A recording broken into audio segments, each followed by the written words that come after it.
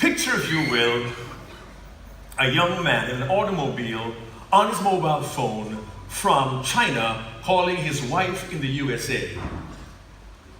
Hun, I don't know what's going to happen, but we're late to get the train at Hongqiao train station, and if we don't get this train, we will not get to the convention in time.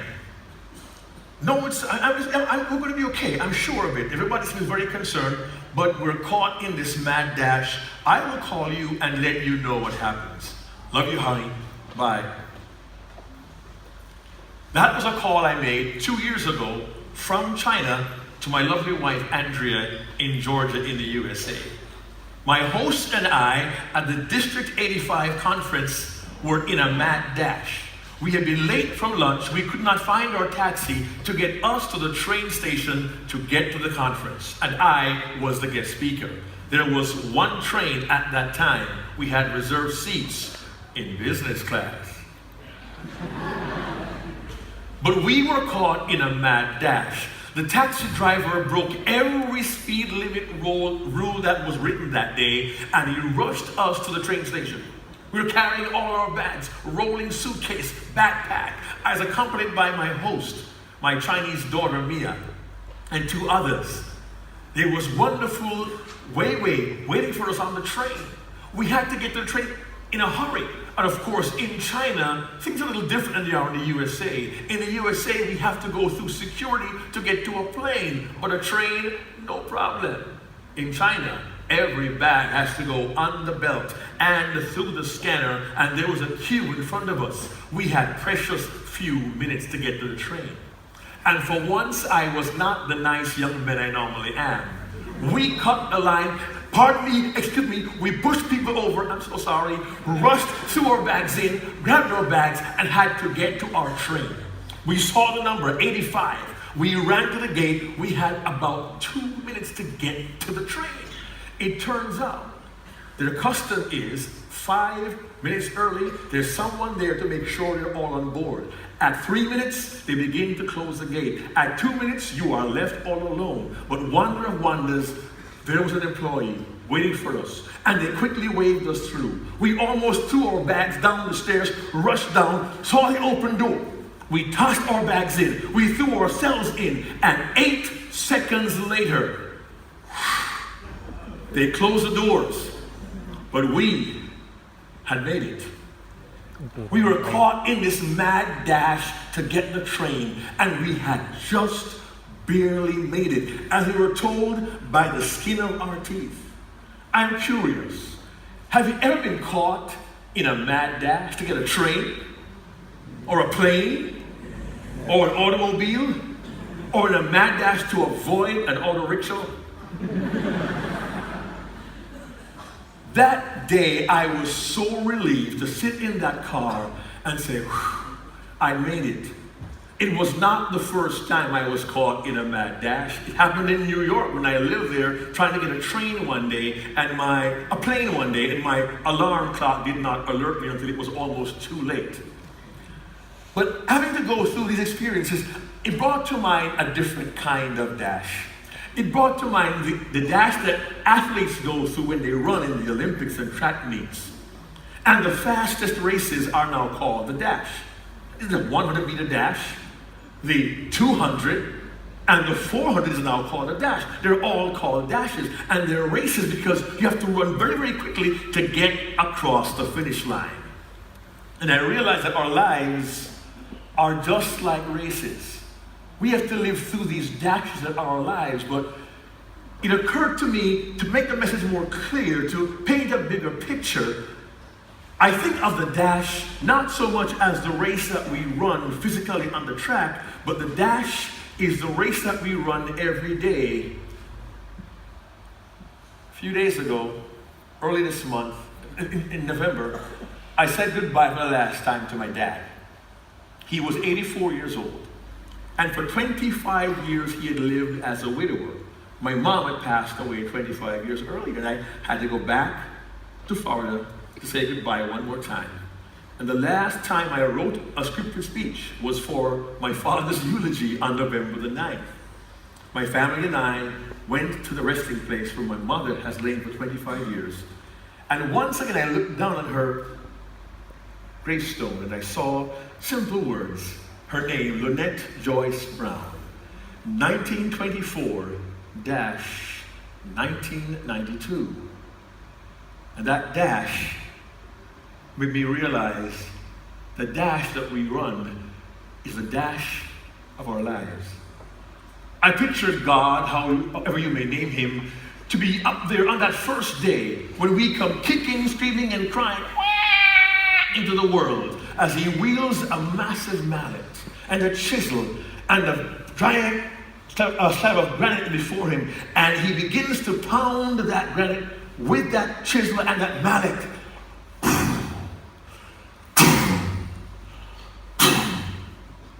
And he begins to carve out the dash of our lives. And the question becomes, how do we run this race? How do we live this dash that we call our lives? I began to think about it, and I realized that in so many ways, the dash of our lives can be compared and paralleled to a sprinter's dash when they run a race in a track meet or the Olympics. Now, I don't claim to be a runner, but I am by birth Jamaican. Yeah, man. And for reasons I cannot begin to explain, my small country of 2.4 million people has produced the fastest runners on the planet. In case you haven't been around for a while, just remember this. Usain Leo Bolt, the fastest man in the world. And for decades, we have produced great sprinters. And they know how to run their dash. The question is, do we know how to run our dash? We all have to run a dash, and our lives are very much like what happens in a track meet on the track. It starts out at the very beginning. I was never a runner, but I'm totally fascinated by what happens. The race begins, they get on their marks, get set, and then boom, the gun goes off, and they take off running. But once in a while, the gun goes off twice. Boom, boom. Why is that? Does anyone know? What was that? It's a false start. In some track meets, one false start, you are disqualified. In other track meets, you get what's called a second chance. They put a card in your block saying, you false started. If you do it again, you will be disqualified. But sometimes that card is placed for those who are given a second chance after a false start. In life, we all have false starts, don't we? We all make mistakes. We all wonder and wish we hadn't done something. We say to ourselves, man, if I had just not left school too early, oh, I can't believe I took that silly job. Why in the world did I marry them? And we consider it a false start. But you know, the beauty of the race is the dash of our lives. We get second chances. The problem is, not all of us take our second chances. I want to encourage you. If you want to make good memories, take those second chances. I know I did. I joined Toastmasters in 1993. I was a guest at the Reader's Digest Toastmasters Club for 6 months before I joined. And in 1994, I entered my first international speech contest, completely by accident. I had absolutely no intention of entering the contest, but on contest day at my club, I received a phone call from my mentor, our area director, our area governor back in the day, in the previous millennium, and she said, Mark, I need a favor. Today we have club contests, both in evaluation and international speech. I know you agreed to be our target speaker, our test speaker for the eval contest because you're trying to learn how to speak gooder. I said, yes, how can I help you, Skip? She asked, Mark, would you be willing to change your role and serve as a contestant in this contest because one of our contestants had to attend a business meeting and we need someone else to compete. And being Jamaican, I said, yeah man, no problem man. Forget the fact I had absolutely no idea what I was doing. But I entered my club contest that day, and I was declared the winner of my club contest. I thought, that's great, I'm done. She said, oh no, you're not. You have won the club contest. You must now compete at the area level. I said, area, what's that? She said, it's bigger than the club. So when is the area contest? She said, tonight. I strongly recommend, please, area directors, do not schedule your area contest the same day as the club contest. True story, I went to my area contest that night and I placed second. And I thought, great, I'm done. I was told, wait, not so fast. What do you mean? There is a rule in Toastmasters. In an area with 4 or fewer clubs, the district has the option to allow first and second place winners to advance to the division level. I say, what's division? It's bigger than area. I said, okay, I'll go to division. I went to division and I won. I thought, yes, I'm done, right? They said, I said, come on, what's next? You must now compete at district. I said, what's this? Never mind, it's bigger than division, right? So when is the district contest? What is our district contest? Oh, Mark, it's going to be on a Sunday in New Jersey. We have New York. We have New Jersey. I said, wait. Sunday? I go to church. I have to be in church on Sunday. I need God. And my division governor, lovingly and calmly, held me by the shoulders and told me, you don't understand. You are our division champion. You have to go.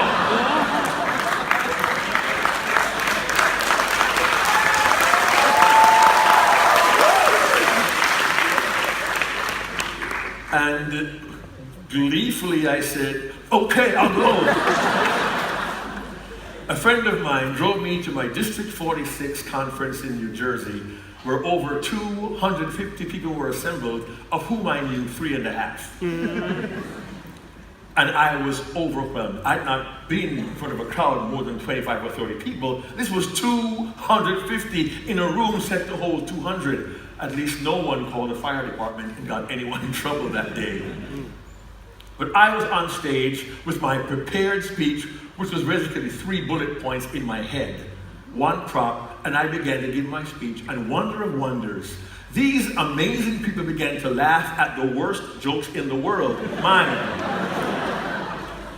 And I was thoroughly enjoying the experience. And the man who brought me with him, Richard, sat in the back of the room. And at one point, as I was enjoying the audience's laughter, having a good time, I saw Richard in the back of the room. He was going.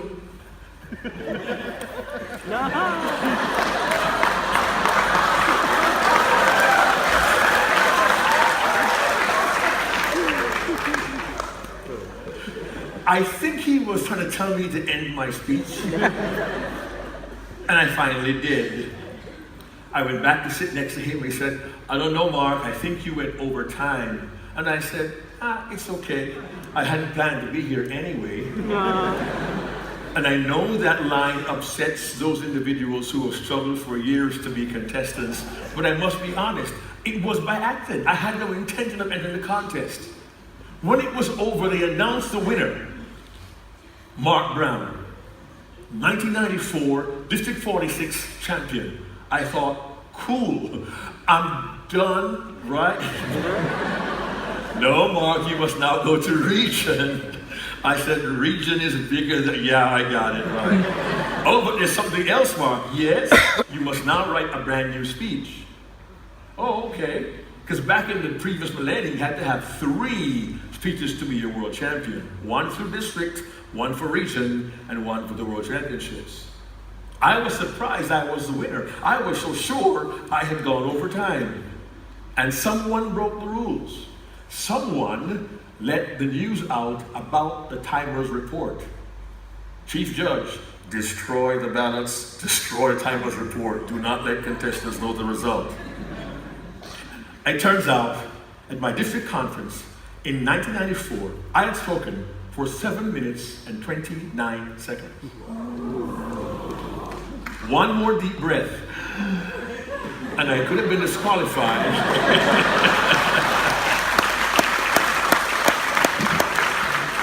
Because the upper limit of the speech contest is 7 minutes and 30 seconds. So I barely made it. I just got in the door, kind of like getting on a train that day in China. I went to St. John, New Brunswick, Canada to compete in the Region 7 contest, which I then won. And I found myself as a finalist in the 1994 World Championship of Public Speaking, and I had absolutely no idea what I was doing. I was simply along for the ride. I got to Louisville, Kentucky that August with my son, Joel, 7, my daughter, Andrea, 9, and my wife, Andrea, 8.5 months pregnant, who was our youngest child. And I did my best that day, and when it was all announced, 3rd place went to Jock Elliott of Australia. 2nd place went to Hans Lilliard of Hawaii, and 1st place went to Morgan MacArthur of Idaho. And I was not named in the top 3. But I learned and gained an experience that sometimes when you go through life and you get a false start, you get a second chance. That day I sat 4 rows back in an empty ballroom with my 7-year-old son Joel in my lap, and he was crying, "Daddy, you did so bad, you didn't win, it's not fair." Son, it's okay, I did my best. It's always next year. It's always next year. And in that moment, a man walked into my life who would transform it. His name is David Brooks, the 1990 world champion of public speaking, a man I call the master mentor. He has mentored, coached, and helped more world champions than anyone else on the planet. And he said to me briefly, "Please forgive me. I don't wish to interrupt a very touching family moment, but I wanted to let you know you're a good speaker. And if I can help you in any way, please let me know. Here's my card." I thanked him and he was gone. I said, "He's a world champion. He thought I was cool. He wants to help me. I'll ask him." I got home the following day on Sunday, and I put my bags on. I called David Brooks. He said, "Hello, David?" "Yes." "It's Mark Brown. Do you remember me?" He said, "Mark, I met you yesterday." "Will you help me?" And he said, "Yes, I will." I had a false start. I just had to do it over. But see, not all of us who have a false start, who get that second chance, take advantage of it. Mr. Brooks became my mentor, my coach, my helper, my teacher.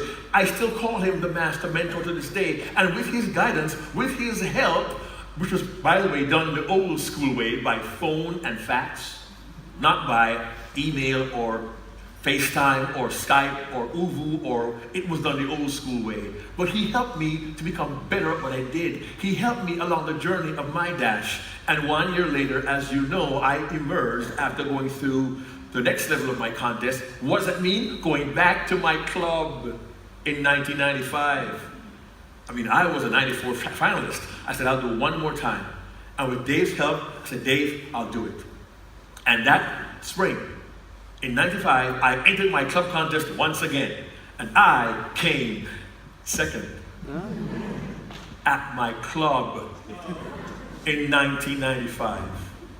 I thought, "Jim, you won. High five, buddy. God bless. Have a good time." And my club president said, "Wait, Mark, there is a rule in Toastmasters that says, in an area with 4 or fewer clubs, we have the option to allow first and second place to advance." Once again, after that second false start, I was given a second chance. And I took it. I went to my area contest and I smoked him. I won the area, the division, the district, went on to Region 7. I won the Region 7 contest and got to the final one more time. And this time I was crowned the world champion of public speaking. Wait. Here's the lesson about second chances and false starts. There's only one winner every year. We know this. In 94, it was my friend Morgan MacArthur. He beat us well. He deserved to win. In 95, I responded to an offer with a business card. If I can help you, let me know. And I called David Brooks. I learned in 95 that David Brooks had made the offer to not one, but 7 other finalists that year. I was not the only one he made the offer to, but I was the only one who accepted it. So, let me ask you this. Have you had some false starts in your life, but given a second chance, have you taken them? When you faltered or failed, did you get up and try again? See, in 94, when I didn't win that contest, and my son, David, was on my lap when he was crying, Dad, didn't win. I had to console a 7-year-old. What do you do to console a 7-year-old? You buy him ice cream. We went to the local mall to buy my son ice cream. And while I was there, I saw a fellow also ran. One other contestant that day, who like me did not win a trophy, said, "Hey, Tony, how you doing?" I'll call him Tony, because his name is Tony. And, "How you doing, man? Hey, it's great. Listen, wasn't it a great contest, Tony?" "Yeah, man, it was awesome. It was so much fun." I said, "Yeah, man, it was great. Hey, Tony, you gonna come back next year and compete again?" And his response was, "No, man. It's 6 months of your life. It's too much work. Nah, I can't handle that. I can't bother with that. I will not come back next year." I said, "Okay, man. Good seeing you. Peace. Love, bro. All right, cool."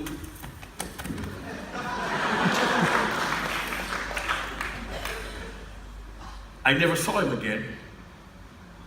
He never tried again. He never took advantage of the second chance after a false start. I asked you again, have you gone back to the block? Gotten back in that? Have you retried? Have you chosen to start again? Or have you said, like Tony, "No, I can't bother. I'm going to leave the race now"? It's your dash. It's your race. It's your life. You're going to live that life. Take advantage of every opportunity. And along the way, make memories no one can take away from you. That was 23 years ago, but I remember it like it was yesterday because I made memories with my 7-year-old son wanting ice cream, crying his eyes out. Of meeting a man who would change my life.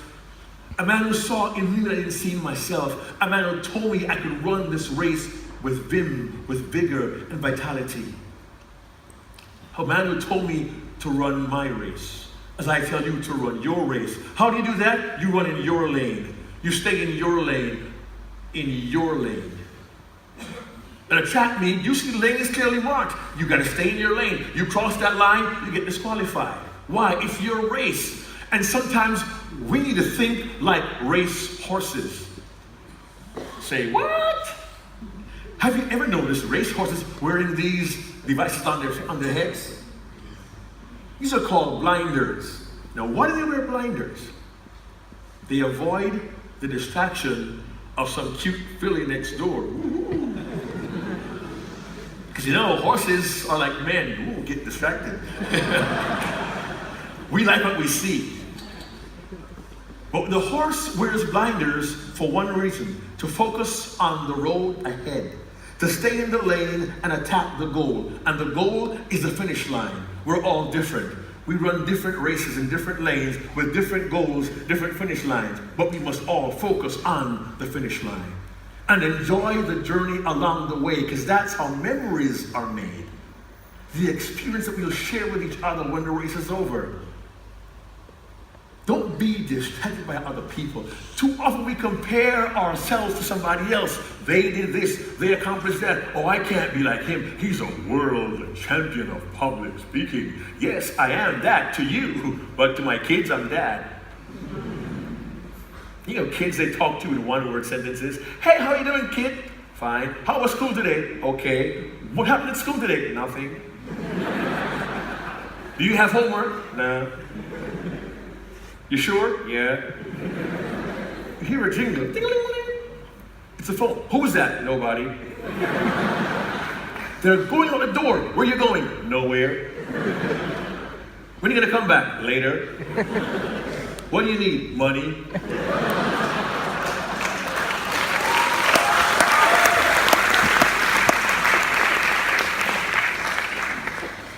But our lives are to be lived to our fullest, using every resource we can find. And when we have those false starts, it's our responsibility to get back in the box, start over again, and run our race as fast as we can. Now, in truth, track meets occur in all kinds of conditions. Some days, it's beautiful sunshine.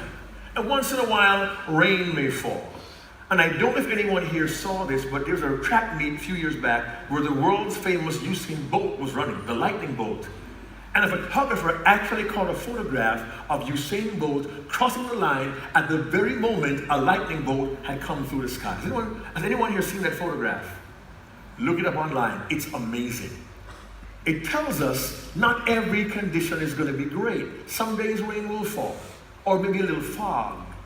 But some days it's pristine, the track is beautiful, and things are going well. We're on the mark, we get set, we're up, we're going, and we're going so well. Life is beautiful, and all of a sudden, we hit a bump in the road. Has anyone here hit a bump in the life's road before? I know I have. It was 1993. I just about joined Toastmasters, maybe a month or two earlier. Loving my life, beautiful wife, 2 wonderful brats, children. At the time, I was physically in shape. I was doing martial arts, playing my sport, refereeing football games. I had a wonderful time. Skies were clear, track was open. I was just moving smoothly, and I stumbled. I found myself at a local market with one task assigned: buy some ground turkey for my wife to prepare a meal for guests the following day. I'm a good husband. I think I am. I was told to buy a ground turkey. I went to buy a ground turkey because I'm a guy. See, guys buy, women shop.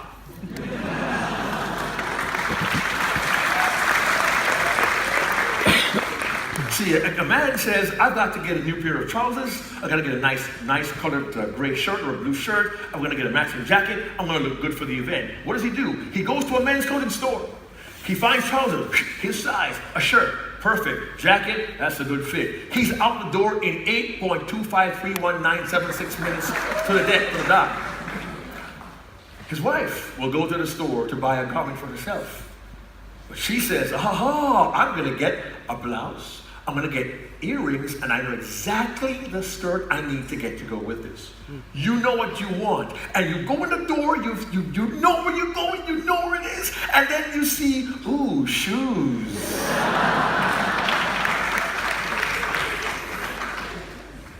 And 3 hours later, you leave the store with these wonderful bags, all laden. You're going home without the blouse and the skirt, but you have shoes to bring home. But I am not distracted. I went to get ground turkey, which I did. On the way back to my car, I felt massive chest pains. I couldn't understand what was going on, but I do recall saying the words, help, my heart, help, my heart. I don't recall much immediately after that, but apparently I had passed out. I woke up and everyone around me was standing sideways. Yeah. And I realized I was on the ground, they were standing, and I was in bad shape. I was going to be rushed to hospital, and I told them, please someone alert my wife, let her know where I'm going to be. Whatever you do, please do not scare her. Don't alarm her. We have 2 small kids. I found out later, as I was rushed to hospital, they gave this massive responsibility to a young man who had been hired to work security at the local market. He was probably 18 years old. He was freshly out of high school and not very full of life experience. He called my wife on the phone. And, hello, Mrs. Brown? Yes? I'm calling from ShopRite. Your husband had chest pains. He's now lying in the parking lot. Click. Now we can chuckle at that now, but imagine yourself, a mother of 2 small children. Your husband earns all the income for the family, and you're told he has chest pains. He's lying in the parking lot of a local market. My wife grabbed our kids, and she was caught in a mad dash to get to the market. She got there and saw my car, but nothing else. In a panic, she went to the store. Someone called me about my husband. Where is he? They told her, he's at Lawrence Hospital. Go see him there. She drove there quickly, hopped out, went to the emergency room, and said, my husband was brought in, Mr. Mark Brown. Can you tell me, is he okay? And the kind, caring, compassionate woman at the front desk asked, does he have insurance? Think for a second what's going through her mind or going through her heart in that moment. I said, please do not alarm her. Please don't scare her. If he had said, your husband asked me to call, what would I have told her? He's alive. Ah, that young man needed Toastmasters communication skills. But luckily, I was still alive. Can you tell? I was diagnosed with multiple pulmonary emboli, which might sound like Greek to you. It means I had several blood clots in my lungs, covering almost 60%, and that was the good news. The bad news was there was one massive clot inside my heart. That one threatened to kill me. I passed out 4 times in 3 days, and my doctor consulted a heart specialist who came to my bedside one afternoon. I was in bad shape.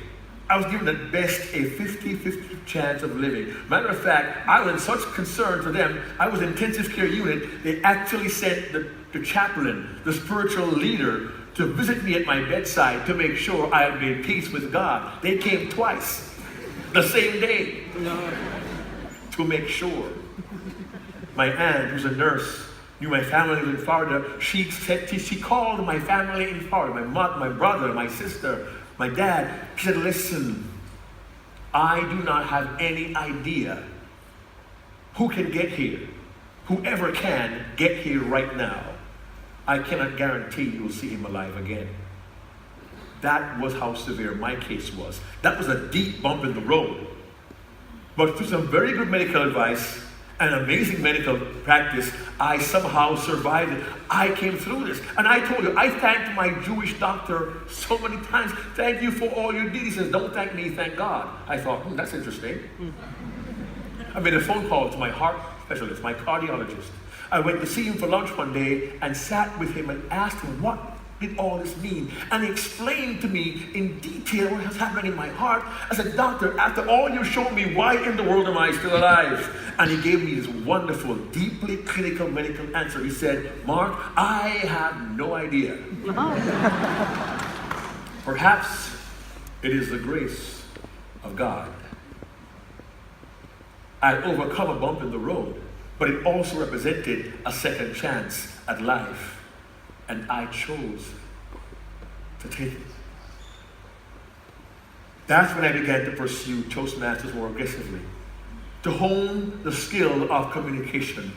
My perspective shifted, and when your mind shifts and your perspective shifts, you do things differently. And I realized I was given a second chance, not only after being involved in different parts of my life, but I was given a second chance at life.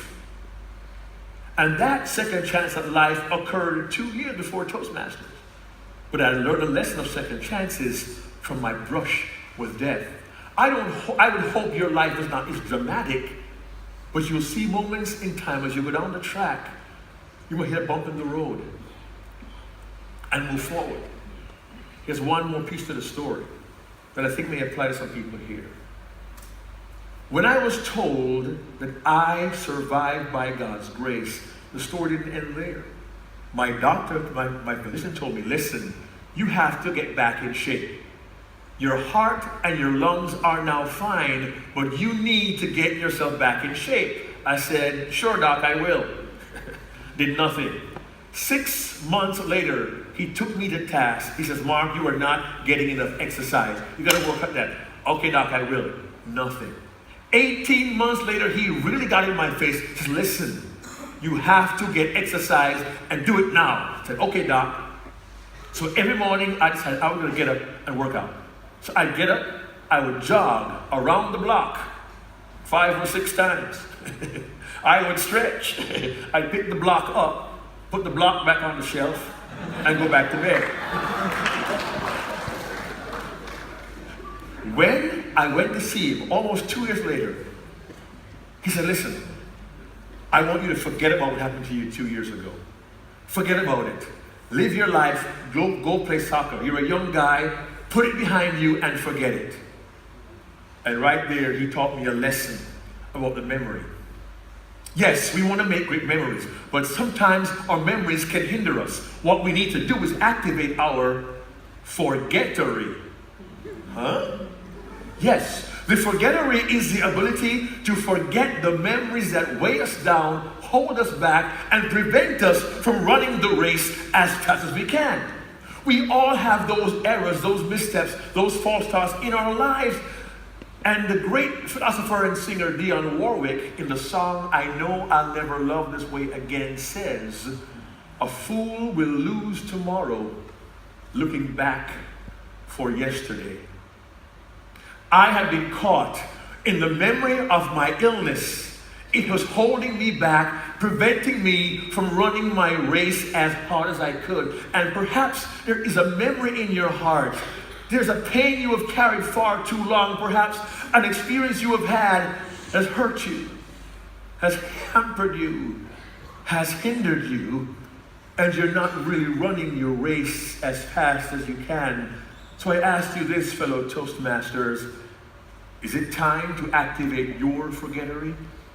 Put the painful past behind you. Open yourself to new opportunities. Put those blinders back on. Focus on the road ahead and run as hard as you can. I urge you to think about that. I'll leave one more thought with you about the race, the dash we call life. Yes, we have rain, we have bumps in the road, we have false starts. But one day, you find yourself in a race and you run so hard, you run so well, you hear, new world record, woo!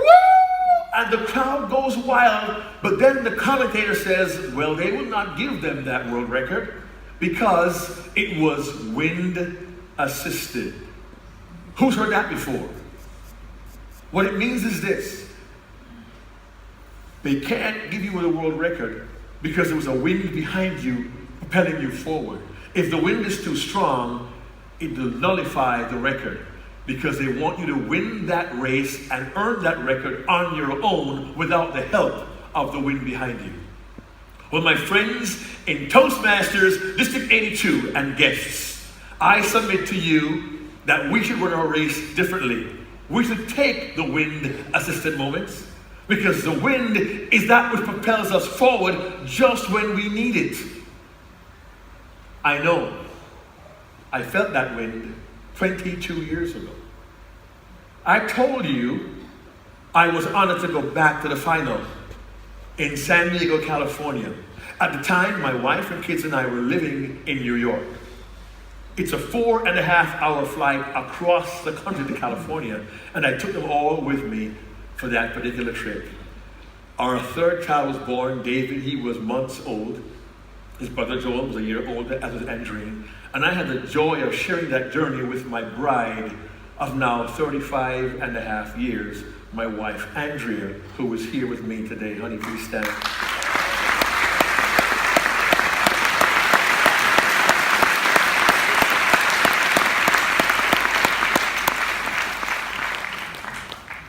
And I was declared the winner of the World Championships. My wife, my cousin, we were all standing on that stage in San Diego, California for a photo op.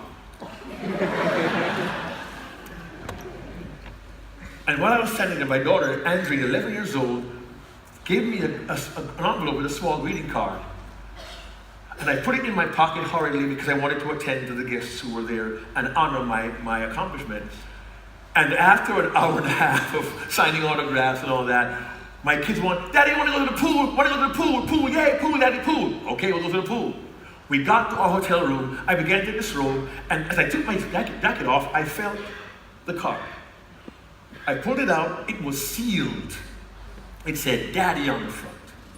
I unsealed the card without getting a paper cut and pulled it out. Congratulations, Daddy, we knew you could do it. Opened the card. My daughter Andrine had signed it. My son Joel, left-handed, he signed it too. And David, who was 8.5 months old, he scrawled on it. And my wife said, honey, I love you, you did a good job. I said, honey, wow, this is so awesome. She said, wait, hon, you don't understand. The kids chose that card for you. Oh, that's really good. No, wait. The kids bought that card for you with your money. That's really great. Honey, you get it. The kids signed the card just for you. I know, isn't that wonderful? I love you guys. She says, honey, wait, calm down, look at me. You don't understand. The kids chose the card, signed the card, sealed the envelope, wrote Daddy on the front, and they did that before we got on the plane in New York to come here 3 days ago.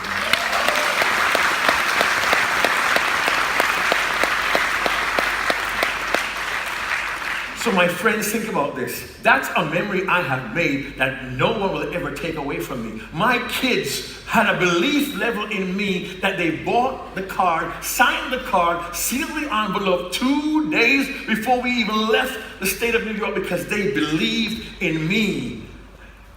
My kids, Andrine, now 33 years old, an attorney in D.C. My son Joel, now 31. An educator and manager. My son David, now 23, married, singer, songwriter, producer. My kids were on that day and continue to be on this day the wind beneath my wings. Now,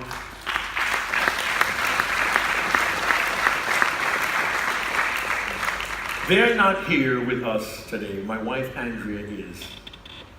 But if they were here with me today, I would say to them, did you ever know that you're my hero? You're everything I would like to be. Now I can fly higher than an eagle. You are the wind beneath my wings.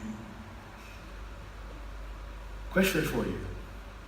Are there individuals in your life, in your district, in this room right now, who've been wind beneath your wings? Take time to acknowledge them and relish in those wind-assisted moments.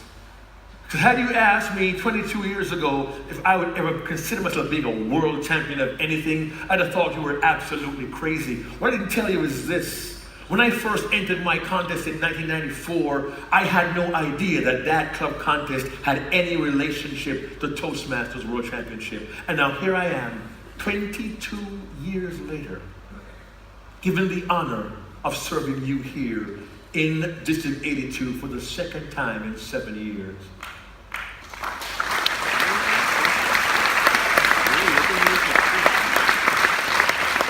And friends, I have no idea what your family and loved ones mean to you. Maybe you've been the wind beneath someone's wings today. If you've been in that role, I hope they'll thank you. If you've been given the benefit of someone blessing you, pushing you, prodding you, poking you forward, thank them.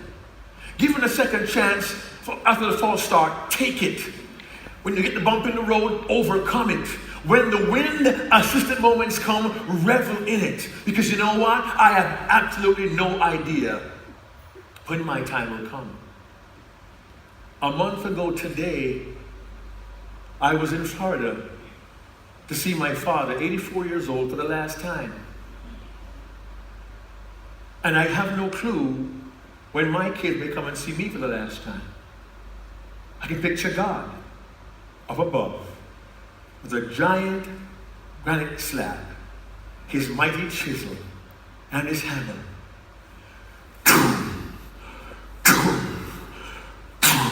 And a day will come when